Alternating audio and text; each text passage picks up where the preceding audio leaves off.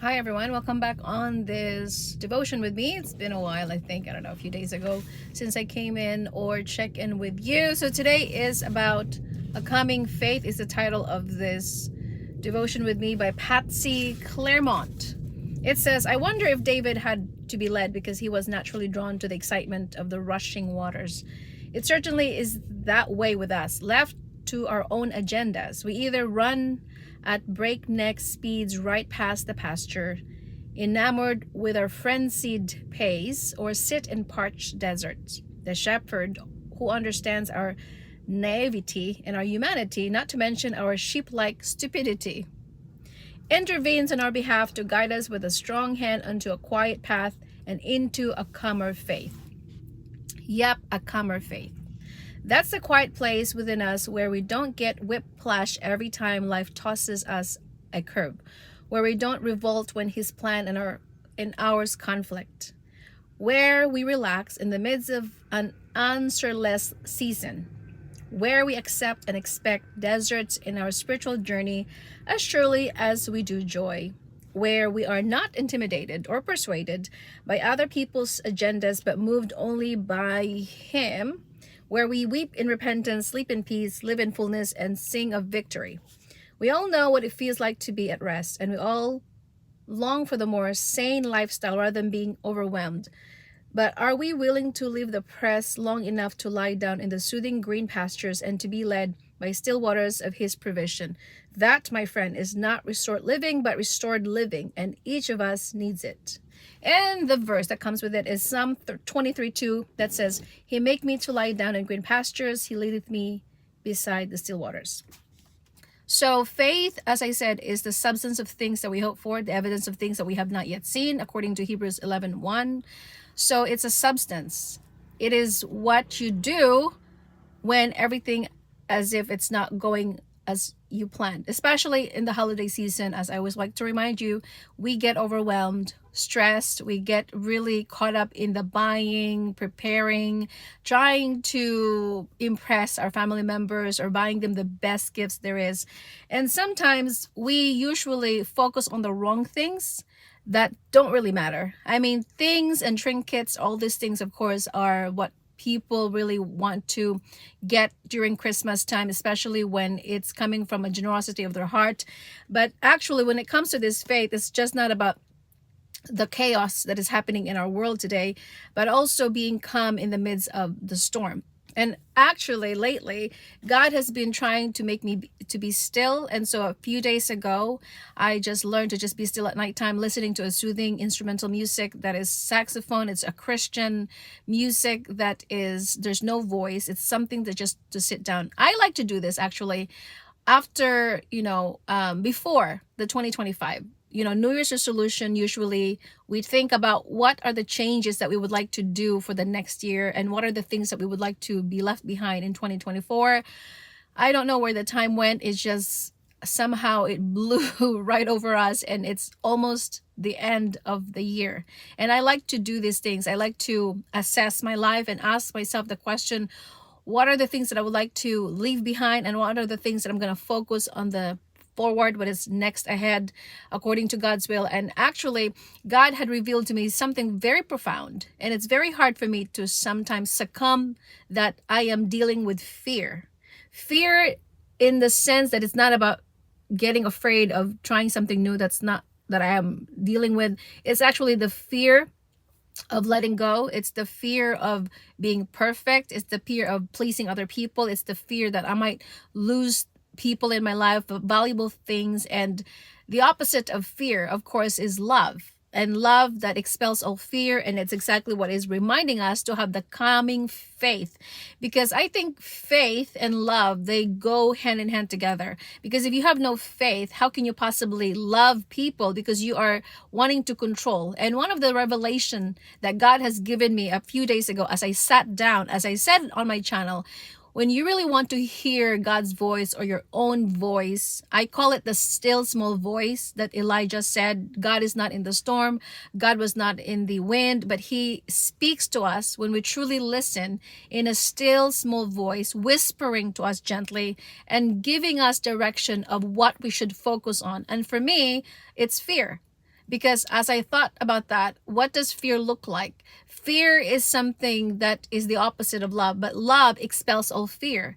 And without faith and love, you cannot move mountains. So it is a reminder that as David fought Goliath, Goliath could be problem in our lives. Goliath could be financial problems, marital issues, relational issues, health issues, whatever it is that you're going through in this season of life. Each one of us has our own demons and our own struggles, our own Goliath per se, that we're trying to tackle. We're trying to make sense of it all. But Jesus said, even if you have a little of faith, like a mustard seed, when you have that much faith, you only need a little bit of faith, that you can actually move mountains, that anything is possible when you put your faith in God, as we are reminded in Proverbs 3:5-6.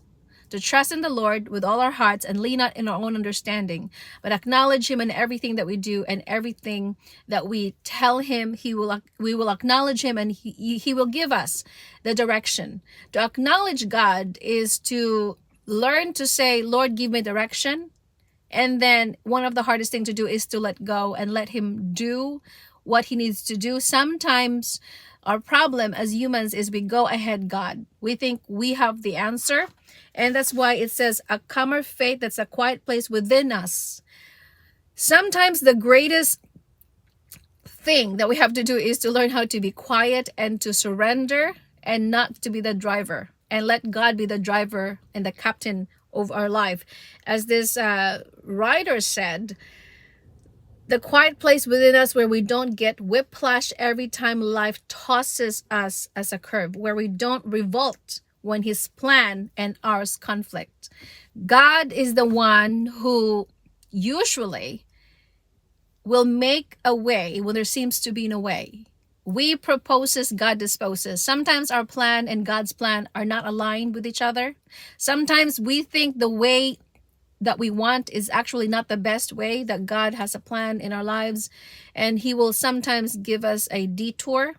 He will reroute us because we think we know best, when God said actually that is not the best way for you to do.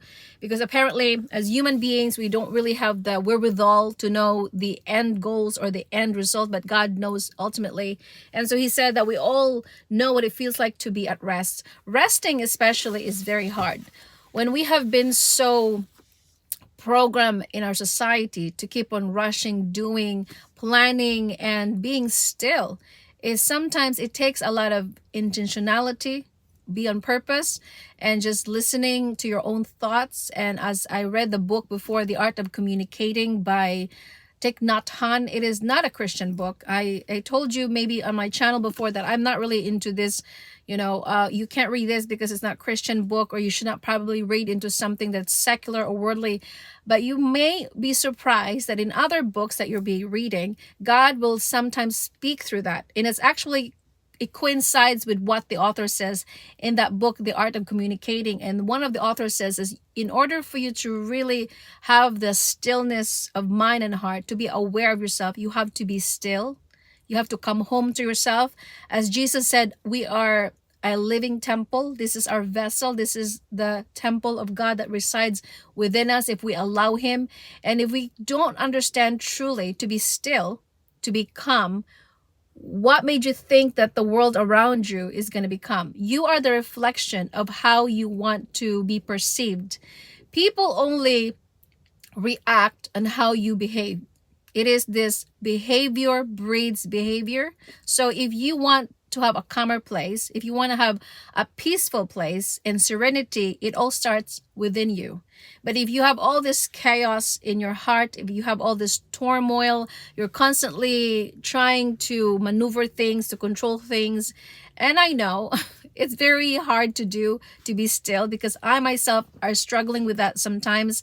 I am a control freak. I tend to like to control everything, but actually that operates out of fear, because when you're fearful, you want to control people because you're afraid of losing them. But actually, it's always the paradox of life. The more you control things, the more it's going to slip away out of your hands. It's like a sand. You cannot control it. It's just going to slip out of your palm of your hand. So in the same way with our lives, when God only asks us to trust him, to rely upon him, and to believe that all things work together for good to those whom he has called for his purpose and for his glory. And when we remind that God is ultimately in control, although we can always be the partnership of God. He will always give us direction when we ask him wisdom. When Paul said, ask for wisdom and God will give you the wisdom that the world cannot give. If you think that God is telling you to rest in this season and just let go of perfectionists, let go of what can I do, God? Maybe sometimes we just have to be still and know that he is God. Even if the world may seem chaotic and the world may seem out of whack and there's too much going on in our life today, sometimes all we have to do is really look within us and listen to what our body needs. Sometimes we probably need to just rest more, think less, and we can plan. And of course, if we cannot do all the things today, we can put it off for tomorrow. You need to have priorities on your list. You don't even have to do all the things that you have to do on your to-do list. Sometimes you just have to learn how to delegate or to put it aside for tomorrow again, God willing, if we will wake up again tomorrow. So these are about priorities in life, especially right now. We tend to get so caught up in what am I going to buy for my mom, my sisters, my brother, I'm going to buy for my nieces, my nephew. You just have to really know whether or not do you really need to buy these things for people or they cannot live without it. For me, I'm only focusing on the little kids right now, and because they probably need more stuff, or maybe a little bit for my sisters that are not expensive things. It's, as I said, it's not about the amount, it's about the thought that counts. So as a faithful Christian, as a follower of Christ, we are reminded that in this season, we really have to focus on what matters. Jesus is the reason for the season. Sometimes in this world, we get caught up that it's about buying gifts. It's about, preparing a meal and to just impress the people in our lives. But we lose sight of what really matters. And that's what it says, that he maketh me to lie down in green pastures. He leadeth me beside the still waters. Stillness is the antidote of restlessness. It takes discipline. It takes a lot of self-discipline and self-control, telling yourself to sit down, especially in our generation. We are so distracted. There's so much distractions around us. And if we're not careful, we become so tense. We become so on the edge, and we are going to be just all over the place. And we see this in our children sometimes. They get so restless, especially when they're so overly stimulated by too much cell phone, and you can't even talk to them, and you have to learn to teach them exactly how to be still and to just stay calm. And so this is just something to be a reminder to each one of us to stay calm, composed and collected. I know it's easier said than done. I'm trying my best to do the same thing, especially when you have so much going on your plate. As a mother who is busy, you have your business, maybe you're working full time, and then you have to pick up your kids, or you have to cook and clean and do the laundry. It gets a lot, and it gets too much for us to carry as women. But at the same time, maybe you should at least put aside time for yourself, for self-care. As I said, self-care is not selfish. It's about self-respect. It's about prioritizing your well-being, because as a woman, if we neglect ourselves, then everybody is just going to be not happy, and all the things that we need to do are going to be put off. Because when the mama is sick, when you are not fully functioning in your best optimal level, guess what? There's so much piled up laundry and dishes, and you know exactly what's going to happen. And you probably need help from people. Ask for help. Delegate some tasks. Do not be a heroine, as I said. And that's a reminder for each one of us. I want to drill that into your mind, that as a woman, you're not supposed to do everything for everybody. Sometimes as a woman, we learn to be calm so that we can function in femininity. If you cannot do everything, you can ask your children when they're old enough to do things, or your husband, or anyone, your family members that probably have to chip in. If you cannot do everything for them, you probably ask them to assist you in some other areas, because as I said, we're not human doing all the time. We're also human being. We have to be embodying as a woman in this feminine essence of peaceful serenity. As a woman, we tend to get so tense up. When I am stressed out, I usually function in my masculine energy, and that's a time when I get irritated. I am very snappy. I am not the most pleasant person to be around with. This is why, as a woman, we have to take the time to listen to our body's needs. If I need to sleep, if I need to take a nap, or I need to just go for a walk, or to get away from the environment, or I need to see some other kinds of people, that is going to help you. It's about awareness. It's about mindfulness of what really is suitable for you in the season of this life. So that is our friendly reminder that if you really are under duress, under stress, maybe it's the to-do list that you have. You put too much pressure on yourself. You need to put that aside, or at least have priorities in your life. Ask yourself the question, does this really need to be done today, or this can be put off tomorrow? And another thing is, maybe you get too caught up in this perfectionism. I have read this quote somewhere, and I don't know who said it. It's better done than being perfect. You know, sometimes we get caught up in being perfectionist, and I have the same problem. It's rather easy to get it done. It might not be the pristine way of doing it. It may not something that you like to do it, but at the same time, you really have to remind yourself that I got it done. I did the best that I could. As long as you did the best that you could and you put your effort, it's not like sloppy, then that is all that matters. So at the same time, you really have to say, this is the time that I need to come. And so the next thing that I'm reminded is God said, you just like to control everything. And that is what activates your fear. That activates your lack of faith. Because as I said, if you lack of faith and you're constantly in this mode of controlling, maneuvering, you're just going to be so stressed out. And that's why many of us are too stressed out, because we like to control our husband, our children, all the things. Sometimes you just let people be. And I know I'm not saying that we should be negligent as a mother, or we should not care for our spouse or anyone like that, but there are certain things that we keep on repeating ourselves. You know, it gets really tiring, like micromanaging people, and they don't really listen. So sometimes you just let them fall, or make mistakes, or do some mishap and fail on their own, so that they're gonna learn on their own thing. That's all I'm saying. So I would like to just conclude here. I hope that you will have a wonderful day ahead of you. I just got up from the library. I like to read, and I am so happy that I was able to finish the book The Alchemist, and I just returned it recently. Recently right now, and I'm actually borrowed 2 more books right now, because I am trying to get back on my reading habits. I used to read a lot before, and now I want to go back to that habit of, voracious reading. And The Alchemist is an adventurous book. It's an easy read. It's a book about really finding your personal legend. I'm not going to give too much away. It's about really following your destiny. It's about learning about the omens, or maybe you call it signs. Maybe you call it the signs of God, or some kind of a way for you to find your calling or to find your purpose.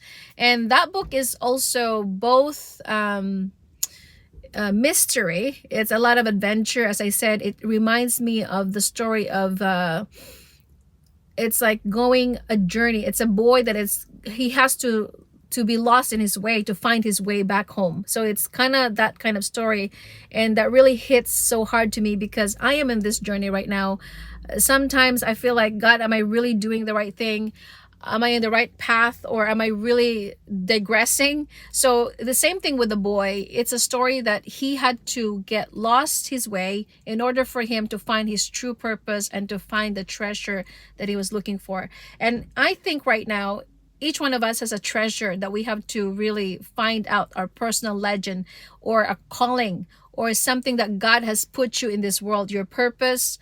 And that's exactly what I usually talk about on my channel. It's about healing from your wounds, so that you can find your true identity in Christ and your purpose in God. Because if you don't really heal from your traumatic experiences, you could never find your true purpose and your calling in God's place, because you cannot be coming from a wounded place, because you get so caught up in the pity me, self, woe is me, and that is going to block your identity. Is going to block your potential of following God's will. So the moment you become healed as a woman, that is when God is going to work and give you clarity and the vision to persevere and to pursue the things that he has put you on this earth.